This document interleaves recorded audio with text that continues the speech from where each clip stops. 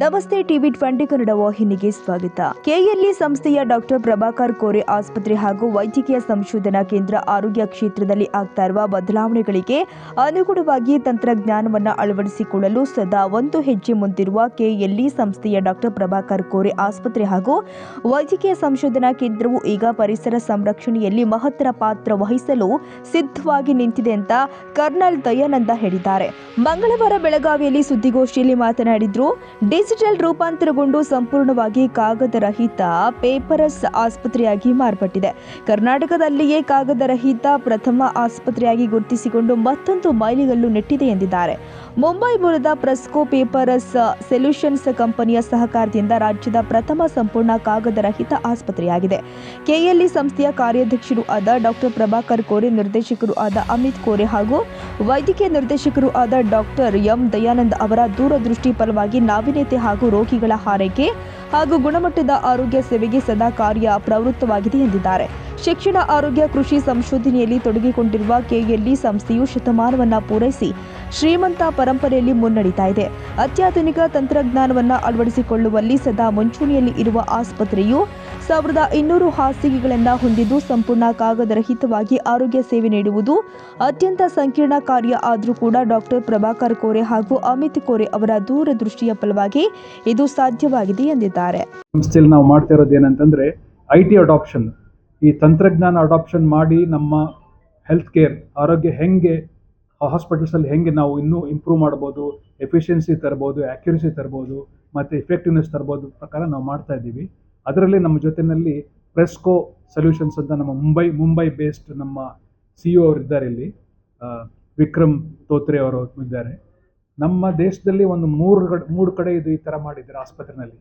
ಮೊಟ್ಟ ಮೊದಲನೇದಾಗಿ Tata memorial centre ಹಾಸ್ಪಿಟಲಲ್ಲಿ ಈ ಥರ ಒಂದು ಪೇಪರ್ಲೆಸ್ ಸರ್ವಿಸ್ ಮಾಡಿದ್ದಾರೆ. ಎರಡನೇದಾಗಿ ಮುಂಬೈಯಲ್ಲಿರುವ ನವಿ ಮುಂಬೈಲಿರುವ ಒಂದು DY ಪಾಟೀಲ್ ಮೆಡಿಕಲ್ ಕಾಲೇಜಲ್ಲಿ ಮಾಡಿದ್ದಾರೆ. ಮೂರನೇದಾಗಿ ಶಾರದಾ ಯೂನಿವರ್ಸಿಟಿಯಲ್ಲಿ ಮಾಡಿದ್ದಾರೆ. ಇದು ನಮ್ಮ ದೇಶದ 4ನೇ ಆಸ್ಪತ್ರೆಯಲ್ಲಿ ಈ ಥರ ಪೇಪರ್ಲೆಸ್ ಸಿಸ್ಟಮ್ ಮಾಡ್ತಾ ಇದ್ದೇವೆ. Paperless there is case sheet ಏನೂ ಇರೋದಿಲ್ಲ, ಅದರಲ್ಲೇ ಫೋಟೋಗ್ರಾಫ್ ಇರುತ್ತೆ, ಅದರಲ್ಲೇ ಎಕ್ಸ್ರೇ ಇರ್ತದೆ, ಅದರಲ್ಲೇ MRI ಇರ್ತದೆ, ಅದರಲ್ಲೇ ಕನ್ಸೆಂಟ್ ಇರ್ತದೆ. ಎವ್ರಿಥಿಂಗ್ ಇಸ್ ಇನ್ ಈ ಟ್ಯಾಬ್ ತೋರಿಸ್ತಾರೆ. ಇದು ಇನ್ನು ಸ್ವಲ್ಪ ಡೀಟೇಲಾಗಿ ಅವ್ರು ಮಾಹಿತಿ ಕೊಡ್ತಾರೆ ಆಮೇಲೆ.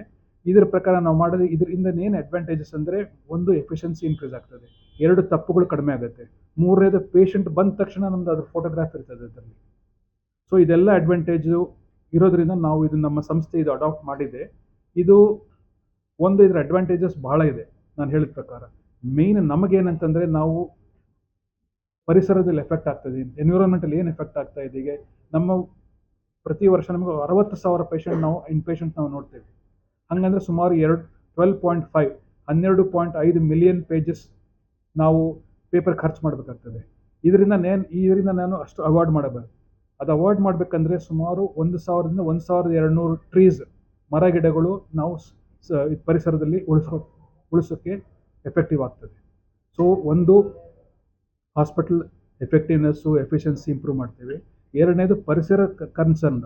ಹಾಗೆ ಕೆಲವ್ರಿಗೆ ನಿಮಗೆ ಮಾಹಿತಿ ಇಲ್ಲದೆ ಇರ್ಬೋದು, ನಮ್ಮ ಆಸ್ಪತ್ರೆಯಲ್ಲಿ ಯೂಸ್ ಮಾಡೋ ಎಲೆಕ್ಟ್ರಿಸಿಟಿ 80% ರಿನ್ಯೂಯಬಲ್ ಎನರ್ಜಿ. ಇದು ನಮ್ಮದು ಹೆಸ್ಕಾಮಿಂದ ಬರೋದು ಬರೀ 20% ಮಾತ್ರ.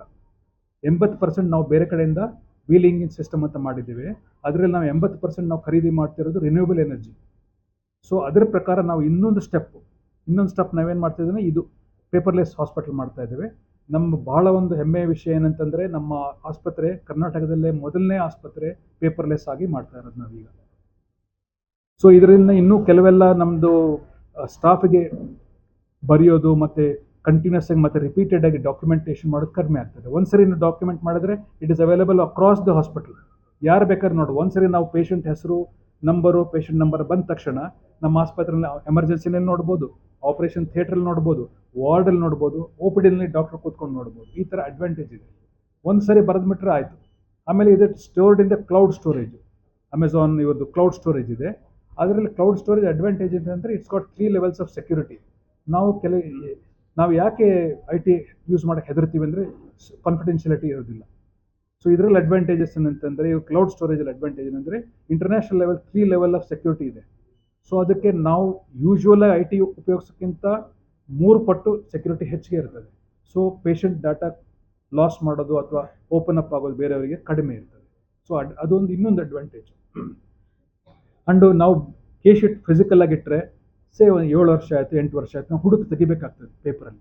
ಇಲ್ಲಿ ಇಮಿಡಿಯೇಟ್ಲಿ ಇನ್ಸ್ಟಂಟೇನಿಯಸ್ಲಿ ಆಕ್ಸೆಸ್ ಇರ್ತದೆ. ನಾವು ಆ ಪೇಷಂಟ್ ನಂಬರ್ ಆದ ತಕ್ಷಣ ಎಷ್ಟು ವರ್ಷ ಆದರೂ ಕೂಡ ವಾಪಸ್ ಬರ್ತದೆ. ಆ್ಯಂಡ್ ಇದು ನಮ್ಮ ಸುಪ್ರೀಂ ಕೋರ್ಟು ಮತ್ತು ಹೈಕೋರ್ಟಿಂದ ಪರ್ಮಿಟೆಡ್ ಇದೆ. ಈಗ ಮುಂಚೆ ಫಿಸಿಕಲ್ ಎವಿಡೆನ್ಸ್ ಕೊಡಬೇಕಾಗಿತ್ತು. ಯಾರಿಗಾದ್ರು ಪೇಷಂಟ್ ಆಕ್ಸಿಡೆಂಟ್ ಆಗ್ತದೆ, ನಾವು physical evidence, physical X-ray, physical MRI ಎಲ್ಲ ತೊಗೊಂಡೋಗಿ ತೋರಿಸ್ಬೇಕಾಗುತ್ತೆ ಕೋರ್ಟಿಗೆ. ಈಗ ಅಂಥದ್ದೇನಿಲ್ಲ, ಇದರೆಲ್ಲ ಆಟೋಮ್ಯಾಟಿಕ್ ಆಗಿರ್ತದೆ. ಇದನ್ನು ನಾವು it is accepted as an evidence in the court. So this is also an advantage that you don't have to physically carry each and every time.